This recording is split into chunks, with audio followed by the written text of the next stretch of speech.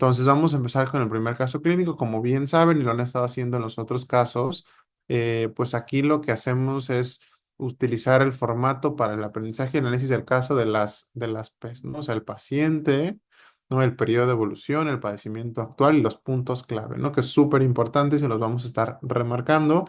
Y justo cuando utilizan este método, creo que van a estar viendo a lo largo del curso que es mucho más fácil pues llegar a la respuesta del caso, aunque no conozcan todo, porque es imposible que lo sepan todo, pero justo los vamos a ayudar como a tratar de saber por qué no algunas respuestas son correctas y quedarse con la más segura, ¿no? Entonces empezamos con el primer caso, si están listos. Lo voy a leer con ustedes. Es pues una mujer de 25 años que acude 90 minutos después de haber sido golpeada en la cabeza por una pelota de béisbol. Solamente parecía aturdida en un inicio y continuó ahí 45 minutos hasta que el dolor empeoró. Se agregó náuseas, se agregó vómito y al ya llegada al servicio de urgencias la encontraron con estupor. No dejó de responder en el momento de la evaluación de la tomografía del cráneo. Estos son sus signos vitales, como pueden ver. Tiene equimosis en la región derecha y midriasis derecha con parálisis del tercer par craneal derecho. Se evidencia también hemiparesia izquierda y una respuesta extensora plantar izquierda. Se le realiza una tomografía de cráneo y les preguntan con base a la tomografía y a lo que les dijeron, pues cuál es el diagnóstico el más probable. Pues denme un segundo. Caso uno, pregunta uno. Entonces, ¿cuál de los siguientes es el diagnóstico más probable? Les voy a dar 60 segundos para que contesten y pues vemos cómo van respondiendo. La siguiente pregunta dice, ¿cuál es el vaso más probablemente afectado? Y les ponen 5 opciones. Muy bien. Y vamos con la última pregunta, que dice, la descripción radiológica preliminar indica hematoma epidural biconvexo con desviación de la línea media mayor a 5 milímetros. ¿Cuál es el mejor tratamiento para este paciente? Muy bien. La verdad es que la mayoría contestaron muy bien, pues todas las preguntas. Déjenme listo, ¿no? Entonces, vamos a comenzar justo con nuestro paciente, cuál es el padecimiento actual y pues cuál es el periodo de evolución de esto, ¿no? Entonces, déjenme nada más poner los colores y empezamos. Perfecto. Entonces, ¿quién es nuestro paciente? Nos mencionan que es una mujer de 25 años, es una mujer joven, y prácticamente no menciona ningún antecedente de ahí, pues creo que sí es importante para el padecimiento actual saber que es alguien previamente sano, ¿no? ¿Por qué? Porque no tiene mucha relevancia, pues, quién era nuestra paciente, al menos hasta ahorita, ¿no? ¿Por qué? Porque su padecimiento actual es traumatismo cráneoencefálico, ¿no? Un golpe en la cabeza. Y digo, la verdad es que de los casos clínicos de neurología y urgencias, traumatismo cráneoencefálico, pues va a ser algo muy frecuente, algo que tienen que dominar, ¿no? Deben dominar de forma, pues, completa. Entonces, ¿qué le pasó a la paciente? La golpearon en la cabeza, al principio estaba bien, solamente estaba aturdida, pero empeoró el dolor, ¿de acuerdo? Se agregó náusea y vómito y pues por último tuvo un deterioro del estado de alerta. Entonces dejó de responder. Entonces justo digo, aquí ya les dicen, ¿no? Pues qué es lo que le hicieron, ¿no? Pero creo que algo que tienen que saber y lo iremos viendo durante las clases de urgencias y de neurología es que uno de los datos, digo, de traumatismo craneoencefálico tiene muchos datos de alarma y muchas indicaciones para hacer una tomografía de cráneo, ¿no? Entonces, no deben de olvidar ni de perder en mente que la tomografía de cráneo es un estudio de elección para pacientes con traumatismo craneoencefálico que tengan indicación, ¿no? Por ejemplo, no sé si alguien en el chat quisiera comentar cuáles son las indicaciones de tomografía de cráneo en traumatismo craneoencefálico, que creo que es algo muy importante y algo que tienen que dominar, ¿no? O sea, justo en esta paciente, pues la indicación es el deterioro del estado de alerta, ¿no? O sea, traumatismo craneoencefálico y deterioro del estado de alerta es indicación de hacer una imagen del cráneo para descartar que esta paciente, pues no tenga, como pueden ver, pues una enfermedad vascular que en este caso fue de tipo hemorrágico, ¿no? Entonces, están poniendo por el chat muchas cosas, están poniendo crisis convulsiva, pérdida de la conciencia, exactamente, ¿no? Deterioro del estado de alerta, fractura hundida, fractura abierta de la cabeza, sí, claro que sí. Vómito no en todos, o sea, digo, generalmente se considera así porque el vómito y otras cosas te hacen sospechar también de hipertensión intracraneal, ¿no? Pero lo que quiero dejarles aquí, el primer punto que quiero que se queden claro es traumatismo craneoencefálico y deterioro del estado de alerta es una indicación sí o sí de tomografía de cráneo. Entonces, si ustedes ya eso les queda muy claro, pues ya tienen una pregunta bien, ¿no? Porque generalmente las preguntas van enfocadas en cuál es el siguiente estudio a realizar, ¿no?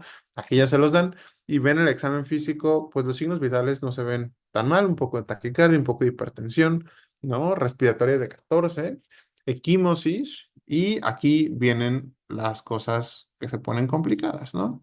Entonces, cualquier dato de focalización neurológica también es indicación de hacer una tomografía de cráneo, ¿no? Y esta paciente claramente tiene datos de focalización. Tiene par craneal, tiene una parálisis del par craneal derecho, tiene también midriasis, ¿no? Es otro dato de focalización. Y aún peor, tiene hemiparesia izquierda. Entonces, pues esta paciente definitivamente tiene datos de focalización neurológica y tiene indicación, sin, además de la pérdida del estado de alerta, de la alteración del estado de alerta, pues por las alteraciones en la exploración física, ¿no? Los datos de focalización neurológica, ¿no? Midriasis unilateral. ¿De acuerdo? Tiene hemiparesia. Entonces, todo esto los debe de hacer pensar que tienen que ser de urgente un estudio de imagen. Y al final, el dato clave para esta pregunta, la verdad, pues es el estudio de imagen, ¿no? Es la tomografía de cráneo. Les pregunta, ¿cuál de los siguientes es el diagnóstico más probable? Y de hecho, pues o sea, 8 de 10 de ustedes, o sea, el 80% contestó la respuesta correcta, ¿no? La respuesta correcta, como bien puso la mayoría, que les voy a estar poniendo en color rosa, es un hematoma epidural, ¿no? No tienen que tener mucho conocimiento aquí para contestar, solo tienen que recordar las formas que se dan en la tomografía. Pocas imágenes importan, ¿no? No tienen que ser radiólogos, ¿no? Para eso es una especialidad después de medicina, pero pocas imágenes de radiología importan y una de estas son justo los EBCs hemorrágicos, ¿no? Importan mucho porque se las pueden poner y ustedes tienen que contestar de forma inmediata que esto es un hematoma epidural, ¿no? Deben de recordar que el hematoma epidural aparece en la tomografía como una colección biconvexa hiperdensa. Y como pusieron en el chat, pues literalmente, pues sí, parece un limón, ¿no? Entonces, si ustedes se graban que en la tomografía de cráneo de alguien con un traumatismo craneoencefálico aparece una imagen hiperdensa de forma de un limón o biconvexa, pues justo esto, pues es un hematoma epidural. No deben de recordar, pues, que esta imagen clásicamente está delimitada por las suturas craneales, ¿no? Por la localización. Está entre la dura madre y el cráneo, ¿no? Por eso siempre la van a ver como pegada a la bóveda craneal. Y es típico patrón de lesiones traumáticas que dañan una arteria, que ahorita vamos a ir para allá. Entonces, el cuadro clínico de los pacientes con traumatismo craneoencefálico que tienen un hematoma epidural deben de recordar que casi siempre sigue esta secuencia de los hechos como en el cuadro clínico, ¿no? El paciente estaba bien, posterior al traumatismo estaba muy bien, o sea, tiene un intervalo de tiempo en el cual tiene, digamos así, estabilidad neurológica, se siente bien, solo un poco golpeado, pero posteriormente pues tiene un deterioro neurológico rápido, ¿no? Esta paciente después del golpe duró unos minutos bien, ¿no? Y tuvo un deterioro tan importante que quedó estuporosa prácticamente en estado de coma, ¿no? Entonces, pues en este caso, pues todos los datos de focalización hacen pensar de la gravedad de este caso y pues que es un hematoma epidural, ¿no? Venían otras opciones, ¿no? El hematoma subdural, que creo que es el principal diagnóstico diferencial, tiene una forma diferente. ¿Recuerdan cuál es la forma de un hematoma subdural? ¿Alguien por ahí en el chat? Exactamente, semiluna, no, no media luna, sino como una semiluna, pues, el hematoma subdural justo se presenta como una semiluna, no como un limón, ¿no? Entonces, deben de recordar esto, o también como pone Luis Alberto, como una banana, un plátano, ¿no? Claro que sí. Entonces, pues justo esa es la diferencia entre el subdural y el epidural. Si no tenían idea, con solo saberse que epidural es un limón y subdural es pues un plátano, pues creo que pueden contestar una pregunta bien, ¿no? Y digo, hemorragia subaracnoidea es un cuadro clínico totalmente diferente y sí es una pregunta de examen, ¿no? O sea, epidural y subdural generalmente pues son EBCs hemorrágicos, también el intraparenquimatoso, ¿no? Que pueden darse en el contexto de un traumatismo craneoencefálico, pero hemorragia subaracnoidea además tiene otra presentación clínica que es la cefalea en trueno, ¿no? O sea, pacientes que tienen el dolor de cabeza más fuerte que han tenido en su vida, que empezó y aumentó de duración en un minuto, es the Thunderclap Headache, no Thunderstroke, pero bueno, justo estos pacientes y que después tienen pues deterioro después de la cefalea súbita intensa, tienen signos como datos de irritación meningia, como puede ser rigidez de nuca,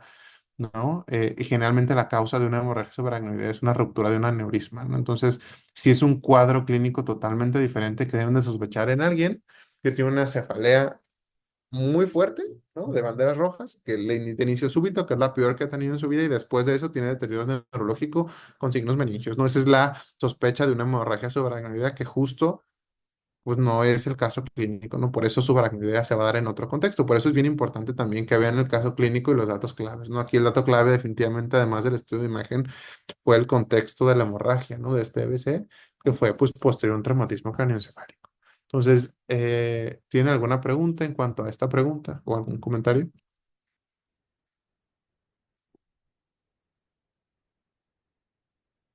Parece que no, entonces vamos a seguir. Entonces, les preguntan la siguiente, ¿cuál es el vaso probablemente afectado, ¿no? Aquí, pues sí hubo un poco de discrepancia, ¿no? Esta pregunta, pues sí requiere un poco más de conocimiento, ¿no? Porque ya son conocimientos de anatomía, ¿no? Pero definitivamente la respuesta correcta es la arteria meningia media, que sí contestó la mayoría de ustedes. ¿Por qué? Porque el hematoma epidural, la causa más frecuente, o bueno, la arteria más frecuente, el vaso más frecuentemente afectado, y es algo que deben de saber, es la arteria meningia media y generalmente se asocia cuando el golpe es o la fractura o el traumatismo es en la región temporoparietal, ¿de acuerdo?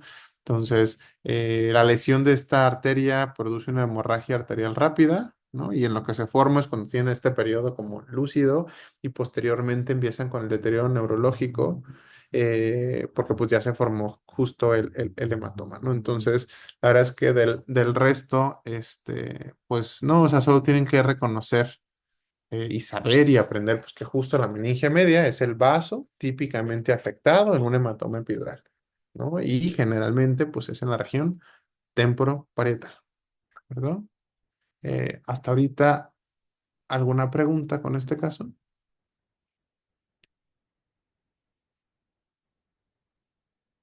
Me parece que no, entonces vamos a pasar ya a la última pregunta. Y dice, esta está un poco, no confusa, pero dice la descripción radiológica preliminar, digo, aquí ya les daba una respuesta, es un hematoma epidural biconvexo con desviación de la línea media mayor a 5 milímetros, ¿no? ¿Cuál es el mejor tratamiento para este paciente?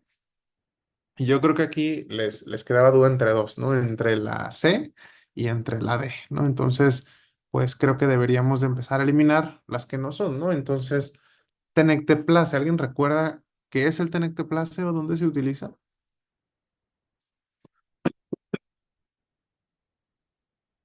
Exactamente, ¿no? El tenecteplase pues se utiliza para EB6 isquémico, ¿no? Es un trombolítico, entonces no le puedes dar un trombolítico a alguien que está sangrando, ¿no? De hecho, es una contraindicación para uso de trombolíticos, un EBC hemorrágico reciente. Entonces, por ende, tenecteplase es, y justo como es un trombolítico, también tiene y puede tener lugar en síndromes coronarios agudos, ¿no? Por oclusión de las arterias coronarias. Entonces, tanto, pues tenecteplase como el más disponible que es alteplase son pues agentes fibrinolíticos, ¿no? Destruyen el coágulo rico en fibrina. Entonces se utilizan en EB6 isquémico, ¿no? Y en síndrome coronario agudo, pero no tienen lugar en alguien que está sangrando de la cabeza, ¿no? Recuerden que es una contraindicación en el uso de fibrinolíticos, un evento vascular cerebral del tipo hemorrágico reciente.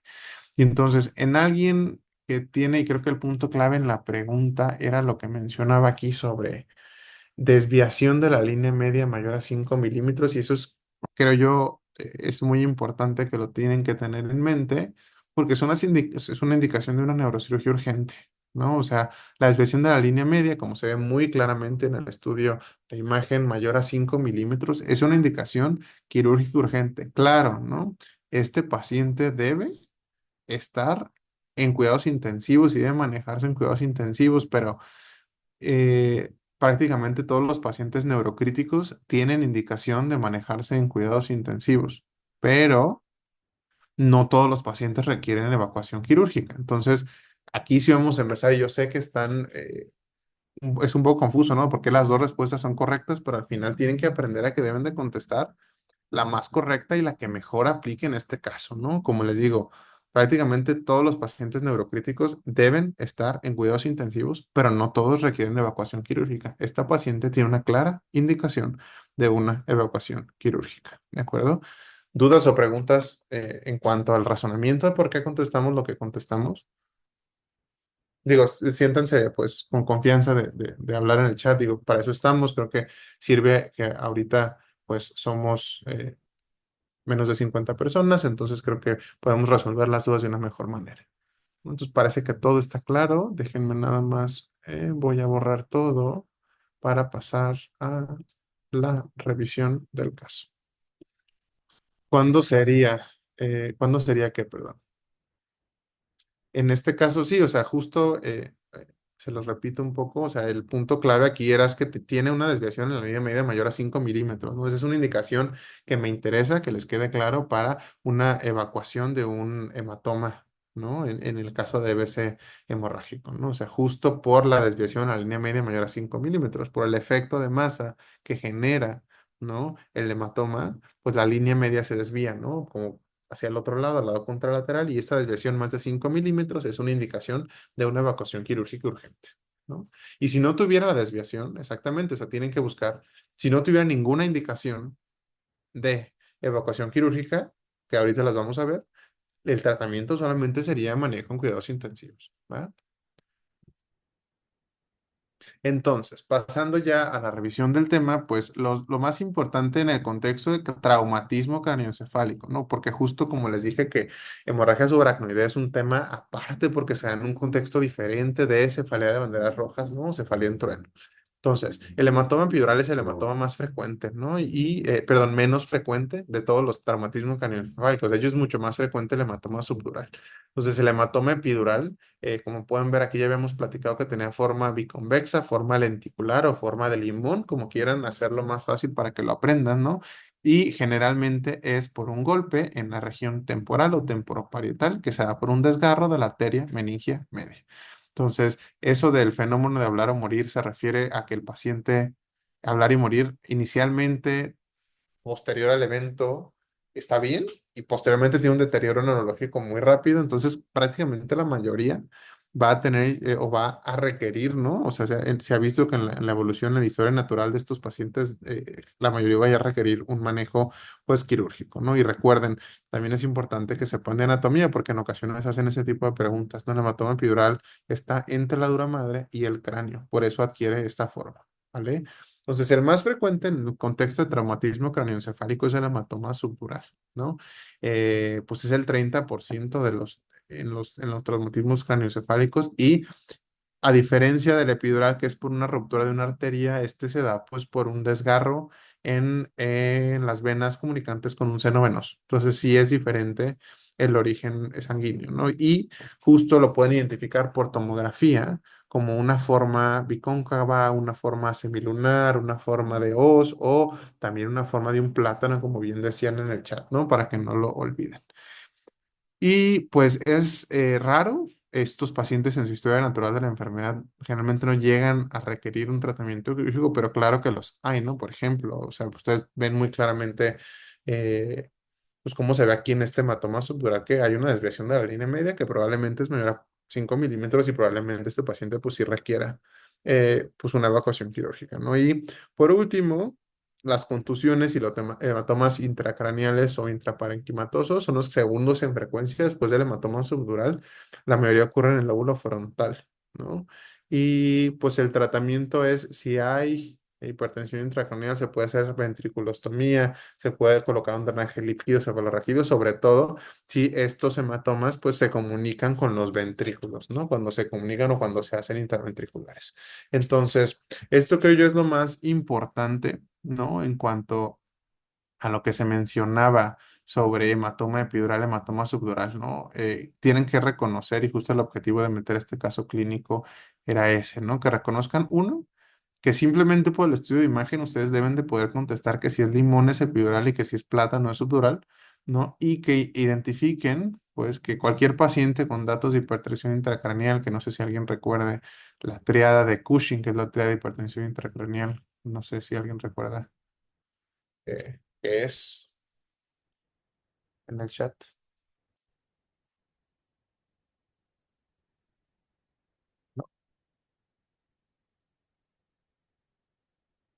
Justo, no es taquicardia, no es hipertensión, bradicardia y depresión respiratoria, no o alteraciones de la respiración. O sea, no es taquicardia, es bradicardia, depresión respiratoria o alteraciones en la respiración e hipertensión, ¿no? Y eso también sería indicación de drenaje quirúrgico, ¿no? Que el paciente tenga riesgo de herniación o justo, pues como dicen bien en el chat, pues esto, ¿no? Entonces, no sé si quedaron dudas de este caso clínico.